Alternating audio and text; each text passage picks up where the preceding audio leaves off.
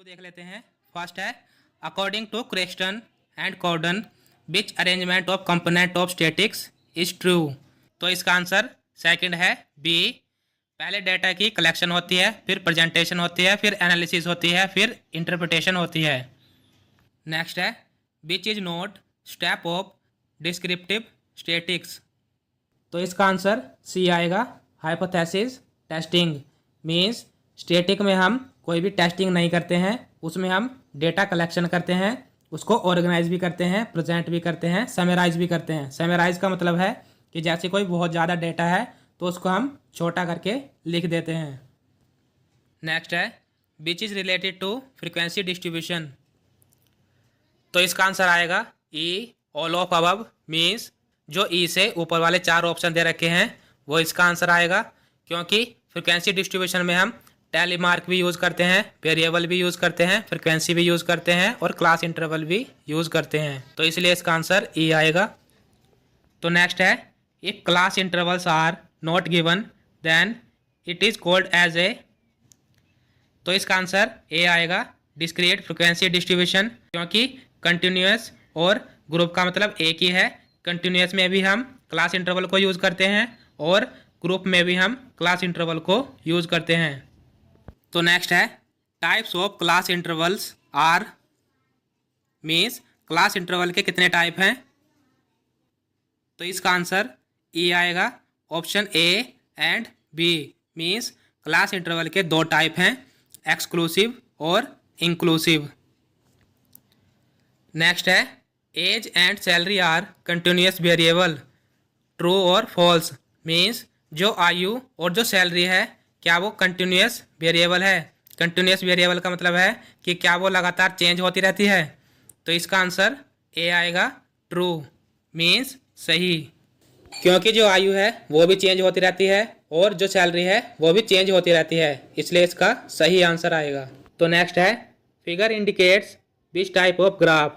Means जो यहाँ आपको डायग्राम दे रखा है, इस डायग्राम को हम क्या कहते हैं।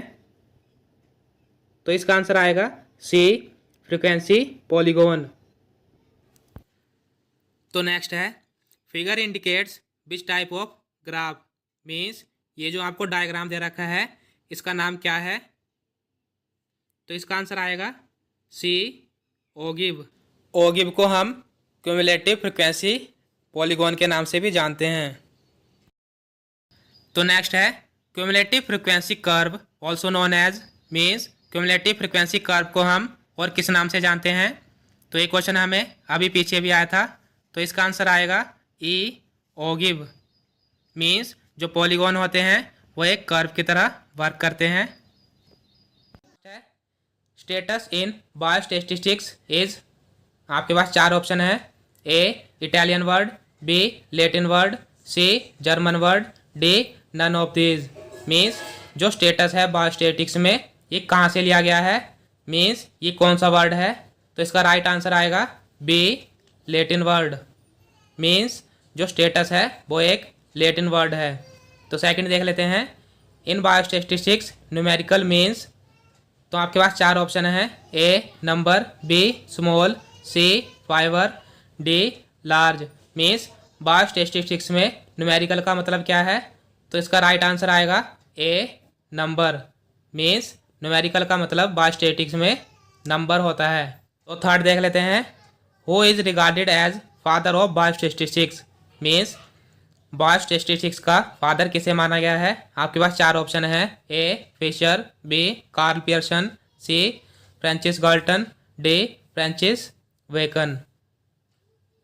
तो जो बायोस्टैटिक्स के फादर हैं वो हैं फ्रांसिस गाल्टन। तो इसका राइट आंसर आएगा।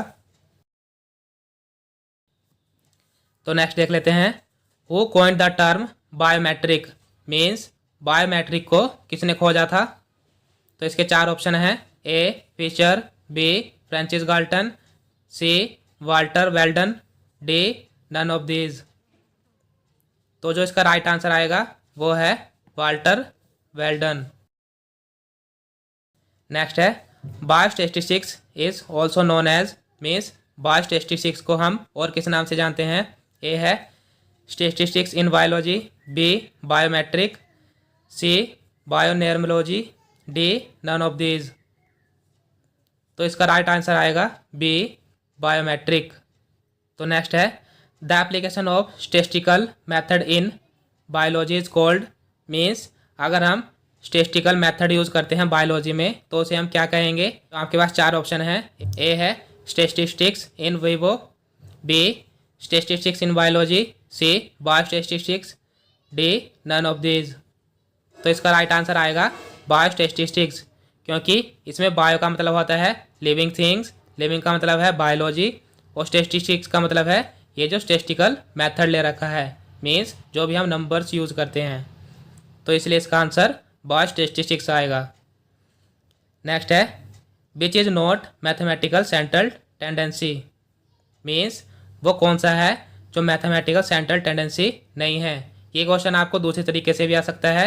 इसमें आ सकता है आपको कि वह कौन सा है जो मैथमेटिकल एवरेज नहीं है।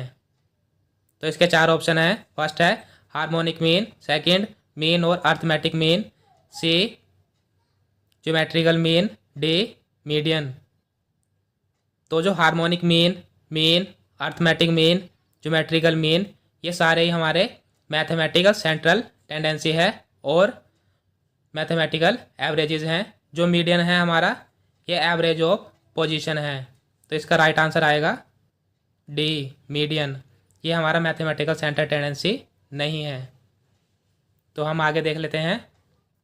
तो नेक्स्ट है which is not obtained by graphical method, means वह कौन सा है जो ग्राफिकल मेथड के द्वारा नहीं बनाया जा सकता। तो आपके पास चार ऑप्शन है। A median, B arithmetic mean, C mode, D quartiles. तो इसका राइट आंसर आएगा बी अर्थमेटिक मीन, मीन्स जो अर्थमेटिक मीन है ये ग्राफिकल मेथड के द्वारा ऑब्टेन्ड नहीं किया जा सकता। तो नेक्स्ट है statistics is the science of average is a statement given by, means ये किसने कहा था कि जो स्टेटिस्टिक्स है वो साइंस ऑफ एवरेज है। तो आपके पास चार ऑप्शन है। A Bowley, B Gordon, C Kendall, D all of these. तो ये किसने कहा था? बाउली ने। तो इसका राइट आंसर बाउली आएगा। नेक्स्ट है which is not positional average, means positional average कौन सा नहीं है। आपके पास चार ऑप्शन है। A median, B mode, C quartile, D mean. तो ये क्वेश्चन अभी पीछे भी आया था। तो जो मीडियन, मोड और क्वार्टाइल्स है ये हमारे पोजिशनल एवरेजेस हैं और जो मीन है ये हमारा मैथमेटिकल एवरेज और मैथमेटिकल सेंट्रल टेंडेंसी है। तो इसलिए इसका राइट आंसर मीन आएगा। नेक्स्ट है which means of N numbers is defined as the nth root of product of N numbers, means किसका मतलब है कि जो n है वो बाहर रहता है और उससे मल्टीप्लाई होती है रूट के अंदर जितने भी उसमें नंबर्स दिए जाएंगे। तो आपके पास चार ऑप्शन है। A geometrical mean, B arithmetic mean, C harmonic mean, D all of above. तो इसका राइट आंसर आएगा ए ज्योमेट्रिकल मीन। तो नेक्स्ट है फॉर्मूला फॉर मीन और अर्थमेटिक मीन, मीन्स वो फॉर्मूला बताइए जो मीन या अर्थमेटिक मीन को निकालता हो। तो आपके पास चार ऑप्शन है। A summation f x upon summation f, B summation x upon n, C A plus summation d upon n, D both A B and C. तो इसका राइट आंसर आएगा D both A B and C, means ये सारे के सारे ही arithmetic mean को निकाल सकते हैं। ये जो फर्स्ट वाला फॉर्मूला है ये डिस्क्रीट सीरीज से निकालता है और कंटिन्यूस सीरीज से निकालता है मीन को। ये जो सेकंड और थर्ड फॉर्मूला है ये हमारा इंडिविजुअल सीरीज से निकालता है। ये वाला हमारा डायरेक्ट मेथड है और ये हमारा शॉर्टकट मेथड है अर्थमेटिक मीन को निकालने के लिए। तो नेक्स्ट है formula for harmonic mean, means harmonic mean को निकालने के लिए फॉर्मूला बताइए। तो आपके पास चार ऑप्शन है।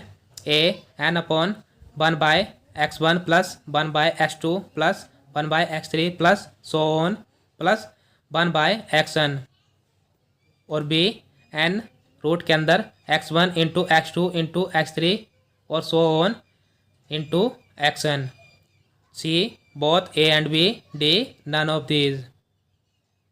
तो जो हार्मोनिक मीन का फॉर्मूला है वो ए है और जो बी दे रखा है ये हमारा ज्योमेट्रिकल मीन का फॉर्मूला है।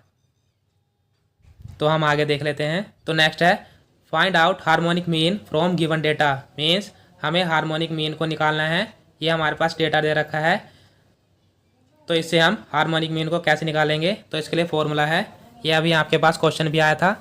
तो वो फॉर्मूला है n upon 1/x1 plus 1/x2 plus 1/x3 plus so on plus 1/xn। Means हमें जितनी भी वैल्यू दे रखी है उसे हम n के अपॉन में लेंगे। तो n क्या है, मीन्स ये कितने नंबर हैं 1 2 3 4 5। तो n की वैल्यू आ गई हमारे पास 5 अपॉन में 1/x1, ये x1 है, x2 है, x3 x4 x5। तो इन सबको हम जोड़ देंगे। 1/2 प्लस 1/4 प्लस 1/6 प्लस 1/8 प्लस 1/10। तो हम इसे सोल्व कैसे करेंगे। सबसे पहले हम इसका एलसीएम ले लेंगे। तो एलसीएम कैसे निकालते हैं हम, तो एलसीएम निकालते हैं हम इस तरीके से। तो इन सब का एक साथ एलसीएम निकालना है। तो सबसे पहले हम 2 से करेंगे। 2 1 = 2, 2 2 = 4, 2 3 = 6, 2 4 = 8, 2 5 = 10। फिर से हम 2 से करेंगे तो ये 1 है, ये भी 1 हो जाएगा। 2 1 = 2, ये 3 रहेगा क्योंकि 2 के टेबल में 3 नहीं आता। ये हो जाएगा 2 2 = 4, 5 ऐसे का ऐसे ही रहेगा। फिर हम 2 से कराएंगे तो ये तो 1 है पहले से ही, ये 3 ऐसे ही रहेगा। ये हो जाएगा 1 क्योंकि 2 1 = 2, 5 भी ऐसे रहेगा। अब हम 3 से कराएंगे तो ये 1 हो जाएगा, ये 1 पहले से ही है और ये 5 ऐसे ही रहेगा। और अब हम 5 से कराएंगे तो ये हमारा 1 हो जाएगा, ये सारे के सारे 1 हो जाएंगे। तो हम एलसीएम कैसे निकालते हैं, इन सब की अब हम मल्टीप्लाई कराएंगे। 5 3 = 15, 15 2 = 30, 32 = 60, 62 = 120। तो इन सब का एलसीएम हमारे पास 120 आ गया है। तो 5 अपॉन में 120, तो यहाँ पे हम लिखेंगे अब। तो हम क्या करेंगे, 120 को सबसे पहले हम 2 से काटेंगे। तो 2 से काटेंगे तो ये हमारे पास आएगा 60, प्लस 4 से काटेंगे 120 को तो ये हमारे पास आएगा 30, प्लस 6 से काटेंगे 120 को तो ये हमारे पास आएगा 20, प्लस 8 से काटेंगे तो ये हमारे पास आएगा 15, प्लस 10 से काटेंगे तो ये हमारे पास आएगा 12। तो इन सब को हम जोड़ देंगे तो ये हमारे पास आएगा 5 अपॉन 137 अपॉन 120। तो इसको सॉल्व करेंगे हम तो ये हमारे पास आएगा इक्वल टू 5 अपॉन, इन दोनों को सॉल्व करने पर हमारे पास आएगा 1.14। अब 1.14 को हम 5 से डिवाइड करा देंगे तो ये हमारे पास आंसर आएगा 4.38। तो इस तरीके से हम हार्मोनिक मीन को निकाल सकते हैं। तो इसलिए इसका राइट आंसर आएगा ए 4.38। तो हम नेक्स्ट देख लेते हैं। तो नेक्स्ट है find out the mean from given data. Means हमें मीन निकालना है इस डेटा से। तो ये है 2 4 8 5 7 6। तो हम मीन को कैसे निकालते हैं, तो ये कौन सी सीरीज़ है, ये इंडिविजुअल सीरीज़ है।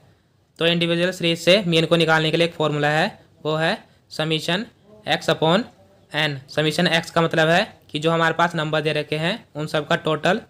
तो इन सब का टोटल हमारे पास आएगा, तो ये हमारे पास आएगा 32 अपॉन n। n का मतलब है कि कितने नंबर हैं 1 2 3 4 5 6। तो ये 6 नंबर है, तो हम डिवाइड करेंगे 6 से। तो इसको जब हम सॉल्व करेंगे तो ये हमारे पास आएगा 5.33। तो इसलिए इसका राइट आंसर आएगा डी 5.33।